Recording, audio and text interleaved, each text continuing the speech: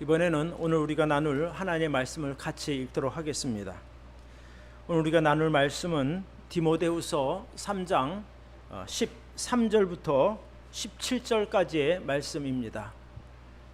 제가 지난주부터 이제 그 신앙의 기초 되는 부분들을 이제 다루고 있습니다.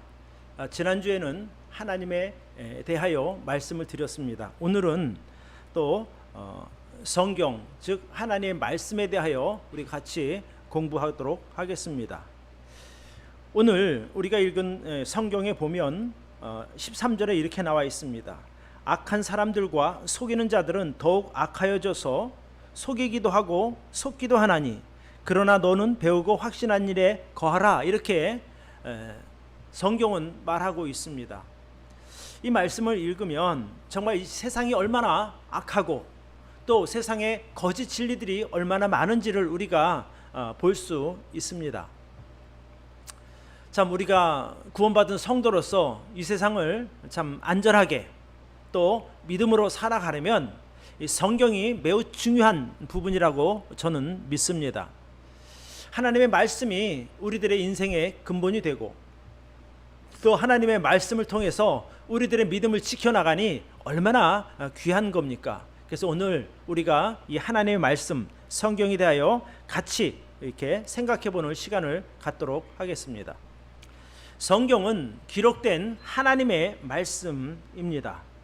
우리는 성경을 통해서 하나님에 대하여 알게 되었고 또 성경을 통해서 참 구원의 복음을 들었습니다. 그러니까 우리의 신앙의 시작이 바로 이 성경으로부터 시작되어 온 것이고 또 우리의 신앙의 과정들을 이끌어가는 것도 이 성경인 하나님의 말씀입니다. 우리의 참 믿음뿐 아니라 이 세상의 시작과 끝도 그리고 신앙의 시작과 그 과정도 마지막까지도 이 성경으로 시작해서 성경으로 이루어지고 마무리될 것이기 때문에 성경은 우리에게 있어 매우 중요한 책이라고 말할 수 있습니다. 만약에 우리가 성경을 잘못 알거나 또 잘못 배우거나 또 성경을 잘못 해석하게 되면 우리의 신앙에 큰 오류가 생기게 됩니다. 잘못하면 이단에 빠질 수도 있는 것이고 또 잘못된 해석과 적용으로 인해서 하나님으로부터 더 멀어질 수도 있습니다. 그래서 이 성경은 누구에게 배우느냐에 따라 이 성경을 보는 시각이 이제 결정이 되게 되는데 예를 들어서 성서침례교회 목사님에게 배우면 이 성서침례교회의 믿음, 즉 세대주의 믿음을 우리가 배우게 됩니다. 그런 시각으로 성경을 보니 정확하게 해석할 수 있다는 것이죠. 또 만약에 창세교 목사님에게 보면 언약주의 신약으로 성경을 볼 수밖에 없는 것이 현실입니다. 자, 우리가 이 성경의 같은 내용을 보고도 전혀 다른 해석을 할 여지가 있는 것이 바로 이 성경이거든요. 그러니까 성경을 볼 때 우리가 정확하게 보고 정확하게 이해하는 것이 너무나 중요하다는 말씀입니다. 그래서 우리의 믿음을 지켜주고 또 우리의 인생의 큰 안내자가 되는 이 성경이 참 우리가 제대로 보아야 할 이유가 충분하다라고 저는 봅니다. 우리가 성경을 배우면 배울수록 또 성경을 가까이 하면 가까이 할수록 하나님에 대하여 깊이 알게 되고 또 믿음 또한 성숙해지는 것을 우리가 압니다. 또 성경을 사랑하고 묵상하는 성도에게는 그의 삶에 평안함이 있고 형통함이 있다고 성경은 말하고 있습니다. 시편 119편에 보니까 주의 법을 사랑하는 자에게는 큰 평안이 있으니 저희에게 장애물이 없으리로다, 이렇게 말하고 있습니다. 그러니까 성경을 사랑하고 그 성경의 말씀대로 살아가는 사람에게는 평안과 장애물이 없다고 말합니다. 평안은 있되 장애물은 없다고 말하고 있습니다. 또 시편 119편 105절에 보면 주의 말씀은 내 발의 등이요 내 길의 빛이라고 말씀하고 있습니다. 이 혼란스럽고 참 어두운 이 세상에서 우리가 올바로 하나님을 향해 갈 수 있는 것은 바로 하나님의 말씀이 있기 때문에 그런 것 아니겠습니까? 여러분, 이스라엘 백성들이 망한 이유가 무엇입니까? 그것은 그들에게 하나님을 아는 지식이 없었기 때문입니다. 성경 호세아서에 보면 그렇게 말하고 있어요. 호세아서 4장 6절에 보니까 내 백성이 지식이 없어 망하는도다. 내가 지식을 버렸으니 나도 너를 버려 내 대제사장이 되지 못하게 할 것이요 내가 내 하나님의 율법을 잊었으니 나도 내 자녀들을 잊어버리리라. 그러니까 하나님의 택하신 그 민족, 그 선민 이스라엘 민족이 망한 이유가 하나님을 알지 못했기 때문이다. 하나님을 버렸기 때문이다 라고 말하고 있습니다. 그러니까 하나님을 버렸다고 하는 것은 결국에 하나님의 말씀을 버렸다는 이야기가 되는 거거든요. 그래서 그런 과정을 지켜본 이 호세아 선지자가 안타까운 마음으로 이렇게 말합니다. 그러므로 우리가 여호와를 알자, 힘써 여호와를 알자, 이렇게 외치고 있는 것이죠. 여러분, 우리가 어떻게 하나님을 알겠습니까? 그것은 바로 성경을 더 깊이 알아야 하나님을 더 자세히 알 수 있는 것입니다. 그래서 오늘은 특별히 이 하나님의 말씀, 신구약 성경 66권이 어떤 과정을 거쳐서 기록이 되었고 또 어떻게 구성되었는지, 그리고 이 말씀을 우리가 읽을 때 어떤 유익이 있는지를 같이 살펴보려고 합니다. 그래서 오늘 설교 제목을 성경 하나님의 말씀 이렇게 정해 보았습니다. 자, 첫 번째, 같이 한번 읽읍시다. 시작. 성경은 살아계신 창조주 하나님의 말씀입니다. 여러분, 세상에 수많은 책들이 있습니다. 여러분, 서점에 들어가 보십시오. 그 넓은 그 책장이 가득 차 있는 것이 다 책 아니겠습니까? 더구나 요즘 인터넷에 가보면 그거보다 더 수십만 권의 책들이 있는 것을 우리가 보게 됩니다. 그 많은 책들 중에 모든 사람들의 생각과 사람들의 어떤 논리와 사상, 어떤 종교적인 모든 것이 다 있지만 우리가 들고 있는 이 성경은 바로 하나님의 주신 말씀입니다. 하나님은 우리에게 신구약 성경 66권을 우리에게 선물로 주셨습니다. 그러니까 우리가 가진 성경은 구약에는 39권의 책이 있고 신약에는 27권의 책이 있습니다. 그래서 도합 66권이 바로 성경의 총 권수가 됩니다. 그러니까 책은 한 권이지만 그 안에 창세기, 출애굽기 이제 한 권 한 권 따지면 전체가 66권이라는 말씀이죠. 우리는 신구약 성경이 66권인데 이 카톨릭 같은 경우는 거기에다가 외경 11권을 포함해서 도합 그들은 77권을 읽고 보고 있습니다. 어떤 것이 맞느냐는 나중에 다시 설명하도록 하고, 어쨌든 우리가 믿는 것은 이 성경 66권이 구약의 39권, 신약의 27권, 이 66권을 우리가 정경이라고 말하는 거예요. 정경이라고 하는 말은 표준이 된다, 규범이 된다, 이렇게 그런 뜻이 되겠습니다. 그러니까 우리가 옛날부터 전해지는 모든 그런 성경 주위에 있는 것들을 다 성경으로 인정하는 것이 아니라 그 하나님의 이 주신 말씀으로 구분하는데요, 어떤 기준이 있단 말입니다. 그 기준을 보면 첫 번째는 사도성, 그 다음에 영감성, 그리고 보편성을 가지고 구분하게 됩니다. 그러니까 사도성이라는 것은 참 이 기록된 성경이 하나님으로부터 인정받은, 그러니까 선지자라든가 사도 등에 의해서 기록이 되었느냐를 따지는 거예요. 그리고 그렇게 기록이 되었지만은 이 기록된 내용이 성령의 영감으로 받았다고 하는 증거가 있는가라는 거예요. 그리고 또한 구약으로 보면 이스라엘 백성들에게 인정받았는가, 아니면 신약으로 보면 교회에서 인정을 받았는가라는 것들인 거예요. 또 거기 하나 추가한다면 내용이 과연 어떤 것인가도 중요하게 되겠죠. 그런 모든 것들이 종합적으로 판단이 돼서 성경 66권이 정해졌다는 말씀입니다.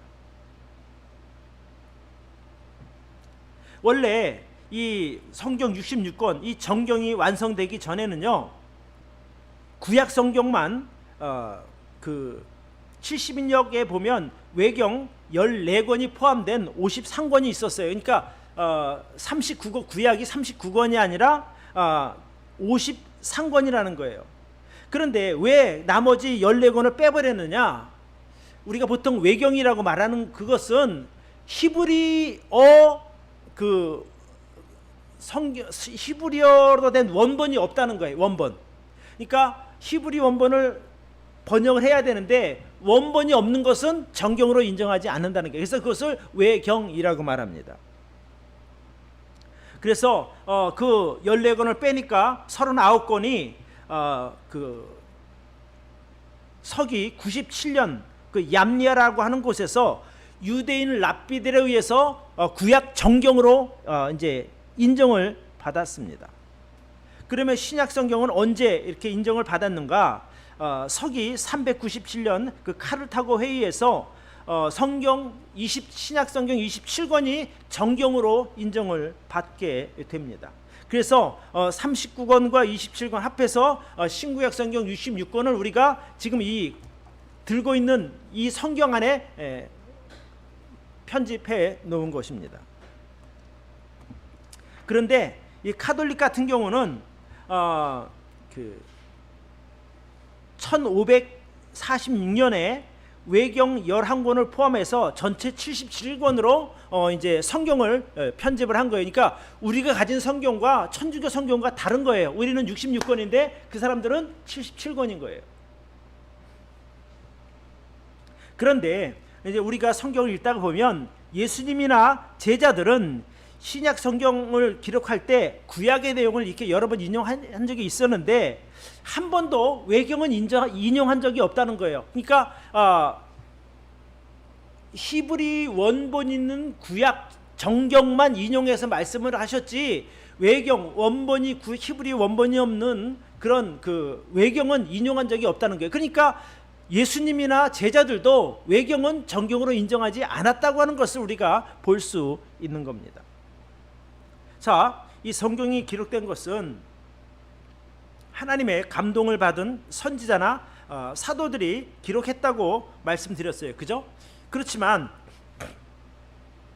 그 성경의 실제 저자는 하나님이십니다.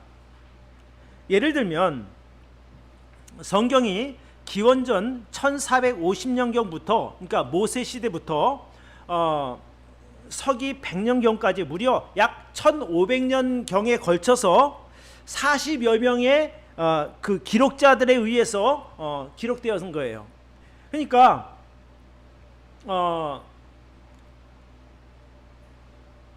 1500년이라고 하는 기간 동안 40여 명의 사람들이 서로 다른 시대 또 다른 지역에 살았지만 그 내용을 보니 하나로 다 일치된다는 겁니다. 무엇으로 일치되는가? 하나님에 대하여 예수 그리스도에 대하여 하나님이 하신 일 모든 것들이 시대와 장소가 달랐음에도 불구하고 하나로 통일된 그 내용을 보면 사람들이 한 것이 아니라 하나님의 감동을 받은 사람들이 기록한 것임을 우리가 알 수 있다는 것이죠. 아까 우리가 읽었던 그 디모데후서 3장 16절에 보면 모든 성경은 하나님의 감동으로 된 것이다 이렇게 기록하고 있지 않습니까? 그렇죠? 그러니까 하나님의 감동으로 되었다고 하는 말의 의미는 하나님의 이 그 기록된 성경이 하나님이 직접 하신 것이 아니라 하나님의 성령으로 영감을 받은 사람들이 하나님의 뜻에 따라 기록했다 이 말이거든요. 여러분 한 예를 들어보면 그 모세오경의 저자가 모세가 지은 것 아니겠습니까? 그렇죠? 근데 모세가 이 세상이 창조될 때 그 기록을 어떻게 기록하겠어요? 창세기부터 모세가 창세기, 출애굽기, 레위기, 민수기, 신명기까지 기록했는데 자기가 본 것은 기록할 수 있지만 그 전에 거는 기록할 수 없잖아요. 근데 그것을 누가 알려줬는가? 바로 하나님께서 성령을 통해서 그에게 알려주신 거예요. 그래서 기록은 사람이 했지만 누가 그것을 기록하게 했는가? 바로 하나님께서 기록하게 하셨다는 말씀이에요. 그래서 우리가 이것을 하나님의 말씀이다 이렇게 믿는 겁니다. 자, 사무엘하에도 보면 이런 말씀이 있어요. 다윗이 사무엘하 23장 2절로 3절에서 이렇게 말합니다.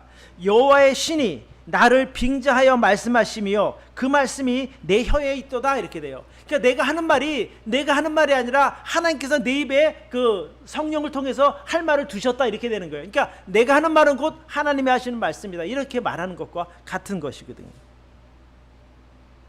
그러니까 하나님께서 다윗의 입술에 성령을 보내셔서 강권적인 역사를 통해서 자신의 뜻을 나타낸 거예요. 즉 바울이 말은 했지만, 바울이 기록은 했지만 결국 하나님께서 기록하게 하신 것이고 하나님께서 말씀하게 하신 것이다, 이렇게 되는 것이죠. 베드로 사도도 그 베드로후서에서 이렇게 말하고 있어요. 베드로후서 1장 우리 21절 말씀을 띄워주시기를 바랍니다. 같이 한번 읽읍시다. 시작. 예언은 언제든지 사람의 뜻으로 내는 것이 아니요 오직 성령의 감동하심을 입은 사람들이 하나님께 받아 말한 것임이니라. 그러니까 예언, 즉 하나님의 말씀은 사람의 뜻으로 된 것이 아니라는 거예요. 오직 성령의 감동하심을 입은 사람들이 하나님께로부터 받아서 기록했다는 거예요. 구약의 선지자들이나 신약의 사도들은 서로 시대가 달라서 만난 적도 없는 거예요. 위치도 서로 있는 것도 달랐어요.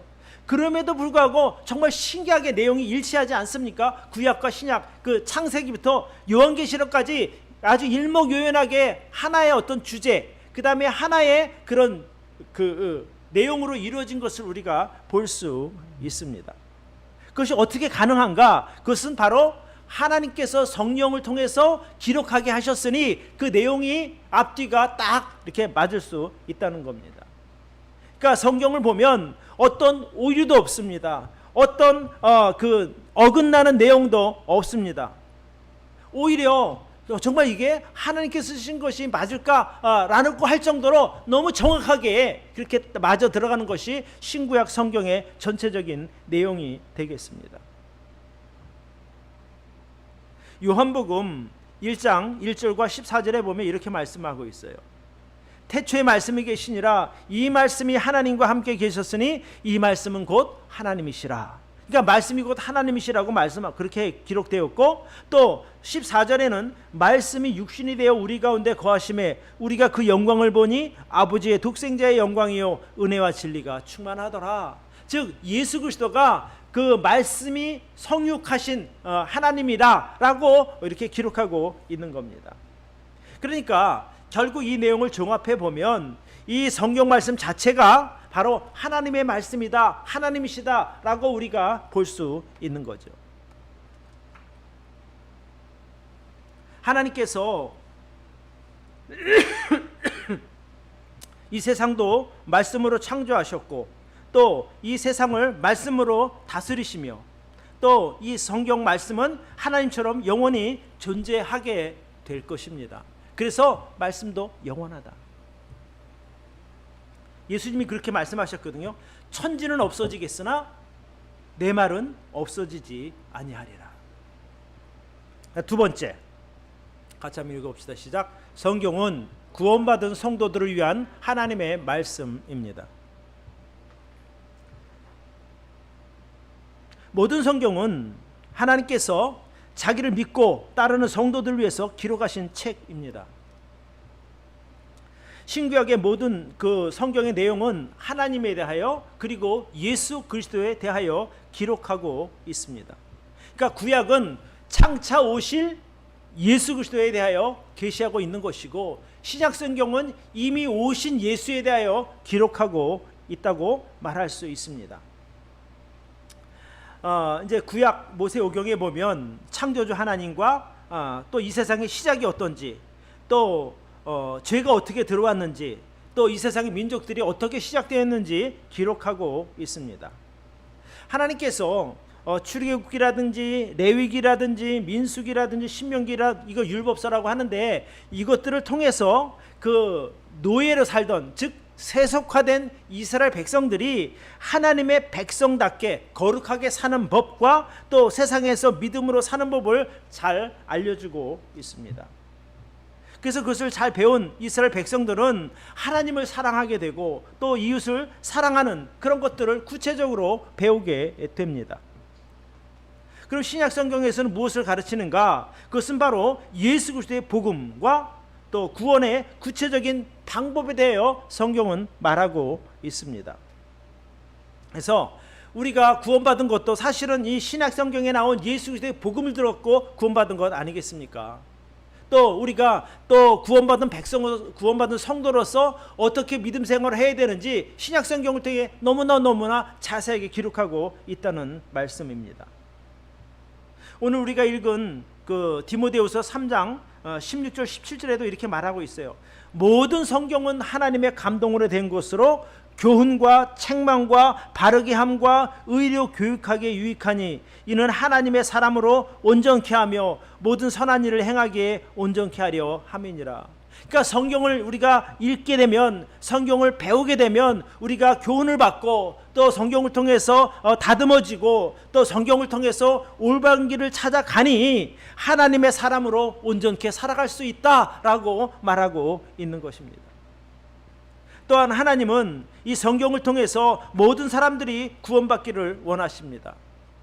요한복음 20장 31절을 좀 보여주시기 바랍니다. 우리 같이 한번 읽어봅시다. 시작. 오직 이것들을 기록함은 너희로 예수님께서 하나님의 아들 그리스도이심을 믿게 하려 함이요 또 믿고 그분의 이름으로 말미암아 생명을 얻게 하려 함이니라. 왜 이것을 기록했는가? 성경을 기록했는가? 그것은 바로 우리가 예수님께서 하나님의 아들이심을 믿게 하기 위함이요 또 그분의 이름으로 말미암아 생명을 얻게 하기 위함이다라는 거예요. 그러니까 다른 말 한마디로 말하면 우리가 구원받게 하기 위해서 하나님이 이 성경을 기록하셨다. 그 하나님의 기록하신 목적대로 여러분이 구원받은 것이고 제가 구원받은 것입니다. 또 구원받은 성도들에게 이 성경은 요한일서 5장 13절을 좀 떼어주시기 바랍니다. 내가 하나님의 아들의 이름을 믿는 너희에게 이것을 쓴 것은, 성경을 기록한 것은 너희에게 영원한 생명이 있음을 너희를 하여금 알게 하기 위함이라는 거예요. 그러니까 우리가 성경을 읽으면 아 그래 내가 구원받은 하나님의 자녀구나, 내 안에 계신 성령께서 영원히 나와 함께 하시는구나, 이런 것을 알게 된다는 거예요. 이것이 성경을 기록한 목적 중에 하나라는 말씀입니다. 또 우리가 성경을 읽으면 우리가 성숙한 믿음을 갖게 되고 또 소망을 갖게 됩니다. 로마서에 보니까 이렇게 기록하고 있어요. 그런즉 믿음은 들음에서 나며 들음은 하나님의 말씀으로 말미암느니라, 이렇게 말하고 있어요. 믿음이 어디서 난다고요? 들음에서 나는 게, 말씀을 들을 때 믿음이 생긴다는 겁니다. 또 로마서 15장 4절에 보니까 무엇이든지 전에 기록한 바는 우리의 교훈을 위하여 기록된 것이니 우리로 하여금 인내로 또는 성경이 아니로 소망을 가지게 함이니라. 성경을 읽으면은요 소망이 생기는 거예요. 소망. 어떤 소망? 아 장차 주님을 만날 소망. 우리가 하늘나라에 가서 하나님을 만나서 영원히 행복하게 살 그런 소망이 생긴다는 거예요. 언제? 성경을 읽을 때. 뿐만 아니라 하나님의 말씀을 성경을 읽고 배우면 성도들이 얻게 되는 유익이 많이 있습니다.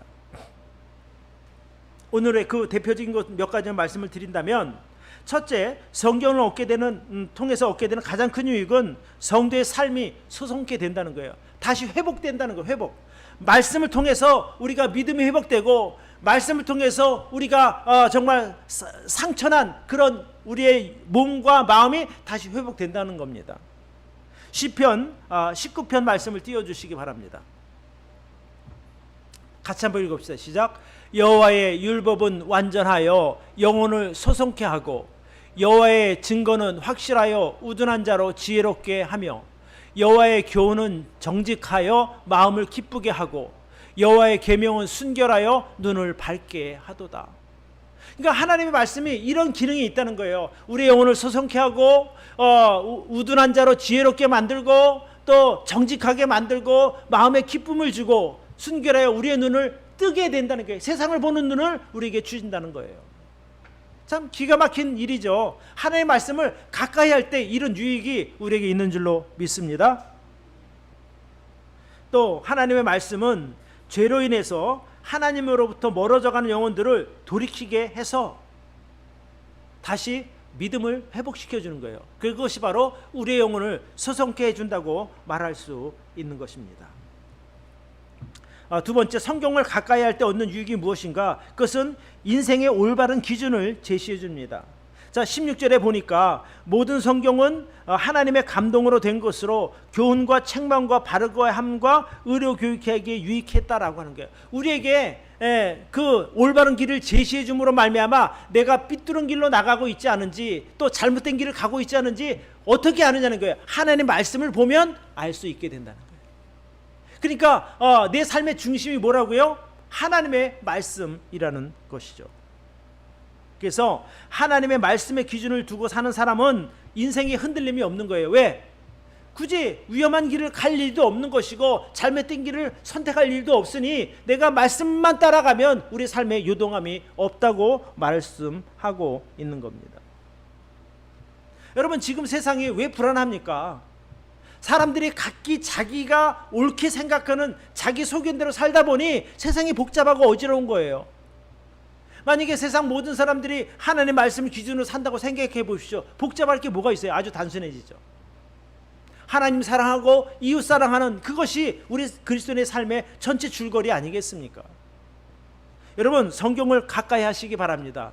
성경을 가까이 하는 사람이 얻는 유익이 무엇이냐면 세 번째가 바로 성경을 가까이 하게 되면 사람이 지혜롭게 되는 거예요. 자, 우리 히브리서 4장 말씀 한 번만 더 보여주시기 바랍니다.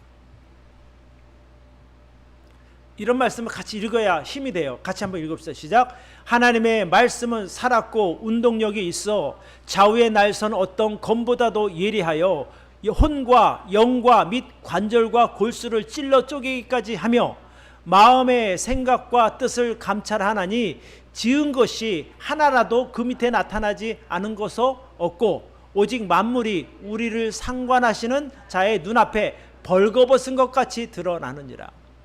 그러니까 하나님의 말씀을 가까이 하게 되면 그 세상을 보는 눈이 생긴다는 거예요. 모든 것이 다 드러난다는 거예요. 그 진리의 말씀 앞에 그런 것, 거짓된 것, 참된 것 모든 것이 다 드러나니 우리가 어려움 없이 선택할 수 있게 된다는 겁니다. 그래서 하나님의 말씀은 그냥 책 속에 이제 그냥 인쇄된 이것으로 끝나는 것이 아니라 여기 뭐라고 말하고 있습니까? 살아있고 운동력이 있다는 거예요. 좌우의 날선 어떤 검보다도 예리해서 우리의 혼과 영과 및 관절까지 찔러 쪼갠다는 거예요. 그러니까 말씀을 가까이 하면 모든 것을 분석하고 판단하고 선택할 수 있는 능력이 생기는 겁니다. 왜? 오래전에 폐기된 진리가 아니라 지금도 살아있는 하나님의 진리의 말씀이기 때문에 그렇습니다. 하나님께서는 지금도 이 말씀을 중심으로 이 세상을 이끌어 가시고 계십니다. 그러니까 이것이 살아있는 진리라고 말할 수 있는 것이죠. 또 성경을 통해서 얻게 되는 이 네 번째 유익이 있는데 그것은 바로 인격의 성숙과 또 인생의 아름다움입니다. 17절에 이는 하나님의 사람으로 온전케 하며 모든 선한 일을 행하기에 온전케 하려 함이니라. 그러니까 하나님의 말씀을 따라 사는 사람은 온전하다는 거예요. 행위 자체도 행동 자체도 온전하다는 거예요. 남에게 속을 일도 없고 또 내가 어떻게 사는 것이 옳은 것인지 그 말씀대로 따라가니 볼 때에 아름다운 겁니다. 여러분, 성경을 가까이 하게 되면은요 인격도 성숙해진 인격으로 될 뿐 아니라 실제 생활에도 아름답고 제 매력 있는 삶을 살게 되는 거예요. 우리 주위에 보면 가끔 하나님 잘 믿는 사람들을 볼 때 정말 매력적인 사람들이 있단 말입니다. 또 말하는 것이나 생활하는 것이나 보면 볼수록 참 너무 아름다운 사람들이 분명히 존재하거든요. 그런 사람들이 바로 이 하나님의 말씀대로 사는 사람인 거예요.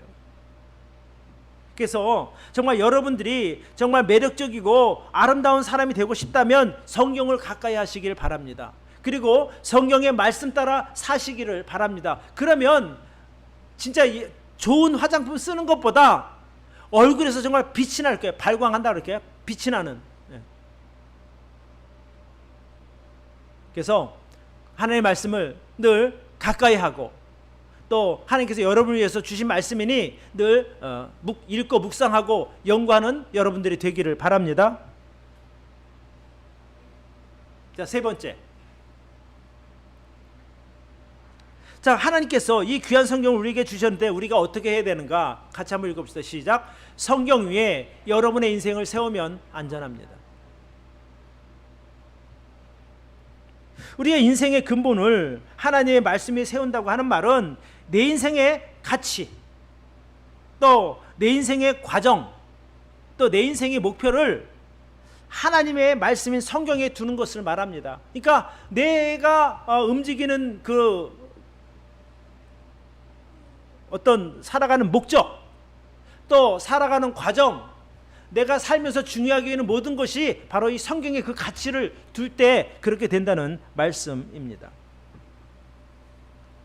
그러니까 보통 이제 사람들은 사업이 잘 되고 또 뭐 큰 돈을 모은다든지 아니면 좋은 진짜 정말 좋은 직장 들어가서 평생 먹고 사는 문제가 해결되었을 때 이제는 살만하다라고 이렇게 생각을 하거든요. 나 이제 걱정이 없어라고 생각하는 거예요. 그러니까 좋은 학교 가기 위해서, 좋은 직장 들어가기 위해서, 또 돈 모으기 위해서 죽어라 공부하고 노력하는 거예요. 서로 경쟁하는 것이거든요. 그런데 그것을 막상 내가 가진다 하더라도 그것이 자기를 지켜주지 않는 것을 나중에 알게 되는 거예요. 보통 때는 그게 이것만 있으니까 나는 만족해라고 하는데 정말 심각한 상황을 만나게 되면 그것조차 아무 무용하다는 것을 우리가 알 수 있습니다. 그런데 우리가 사람들에게 이제 하나님의 말씀을 이야기하지 않습니까? 이렇게 살면 행복해져. 그러니까 그런 사람들이 어떤 반응을 보니까 아이고 지금 시대가 어떤 시대인데 그런 고리타분한 이야기를 해 라고 그들은 반응할 것입니다. 그런데 언제 그들이 눈이 번쩍 뜨여지냐면 정말 자기가 참 감당하기 어려운 그런 환난을 만난다든지 세상에 어떤 변화를 맞닥뜨렸을 때 그들은 비로소 그때가 되면 느끼게 될 줄로 봅니다. 평상시에는 별로 차이가 나지 않아요. 뭐 하나님 말씀 따라 사는 사람과 그렇게 세상적인 어떤 가치와 논리를 따라 사는 삶이 구분이 되지 않는 거예요. 너도 잘 되고 우리도 잘 돼 이렇게 생각할 수 있어요. 근데 성경에 보면 그런 모습들이 언제 확연하게 드러나느냐 결과가 우리 마태복음 27장을 한번 보시기를 바랍니다. 마태복음 7장 제가 잠깐 읽어드릴게요. 그러므로 누구든지 나의 이 말을 듣고 행하는 자는 그 집을 반석 위에 세운 지혜로운 사람 같으리니 비가 내리고 창수가 나고 바람이 불어 그 집에 부딪히되 무너지지 아니하나니 이는 추초를 반석 위에 놓은 연고요. 나의 이 말을 듣고 행치 아니하는 자는 그 집을 모래 위에 지은 어리석은 사람 같으니 비가 내리고 창수가 나고 바람이 불어 그 집에 부딪힘에 무너져 그 무너짐이 심하니라 이렇게 돼요. 그러니까 평상시 똑같이 멀쩡한데 어려움이 닥치고 나니까 말씀 위에 집을 지은 사람은 바람이 불고 창수가 나고 파도가 쳐서 그 집 부딪히지만 멀쩡하게 남아있지만 그러나 말씀을 듣지 않고 자기 나름대로 살았던 사람들은 모래 위에 집을 지은 것과 같다라고 말하고 있는 거예요. 그런 사람을 어리석다라고 성경은 말하고 있는 거예요. 누가? 예수님이요. 결과가 어떻게 됩니까? 비가 내리고 창수가 나고 바람이 불어서 그 집에 부딪힘에 무너짐이 심하다라고 있는 거예요. 그러니까 하나는 어려움을 당해도 멀쩡하니 잘 견디고 있는데 하나는 어려움을 당했을 때 무너짐이 심하다라고 성경은 기록하고 있는 거예요.